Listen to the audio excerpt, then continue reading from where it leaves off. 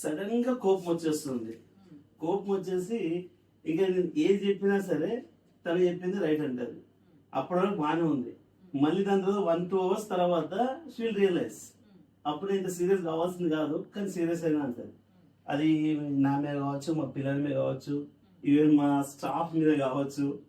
Okay, ఇది జరుగుతుంది అనమాట. దానివల్ల ఏంటంటే టోటల్లీ డిస్టర్బ్ అవుతున్నాం. ఇది ఎప్పటి నుంచి జరుగుతుంది? అది నాకు తెలిసి ఒక 1-2 ఇయర్స్ అవుతుంది అంటే. 1-2 ఇయర్స్ నుంచి. అమ్మ మీ వయసు ఎంత? 43 ఇయర్స్. యాక్చువల్గా 40 ఇయర్స్ నుంచి ఏమంటామంటే 40 ఇయర్స్ ఆన్వర్డ్స్ పెరిమినోపాజల్ ఏజ్ గ్రూప్. మీకు మినోపాజ్ అటైన్ అయ్యే వయసు వచ్చింది. అందుకోసము మీకు హార్మోన్ చేంజ్ వలన